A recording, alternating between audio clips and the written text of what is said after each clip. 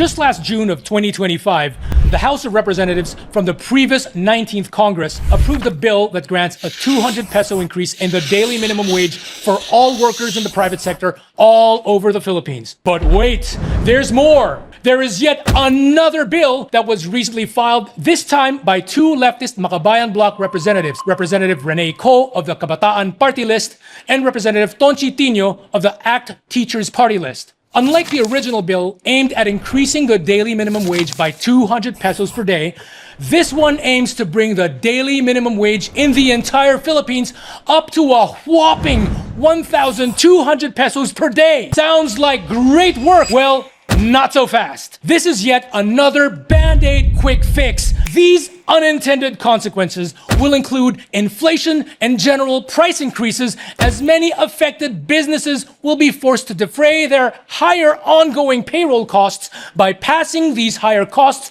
on to the customer. Worst of all, this huge jump will definitely translate into a lot of job losses, as so many businesses will be forced to lay employees off, or worse, close down, especially in the provinces and rural areas. It's just sad because so many Filipinos, especially those who've been brainwashed to think that capitalism is evil, seem to have a very, very unscientific way of looking at the world. And this is the same wrong mentality with which problems and issues, such as the symptom of the proliferation of political dynasties, are often proposed to be solved. I've talked about this before in a previous episode. Dynasties, dynasties, dynasties. Dynasties abound if you have an economic system that restricts upward economic mobility and keeps only a few families rich enough to join politics. Instead of understanding and addressing these systemic root causes, many Pinoys would prefer to set up explicit anti-dynasty bans and restrictions that aim to prevent candidates from running for office just because they happen to be related to existing elected public officials. Without thinking this through, these same Pinoys would have prevented their idols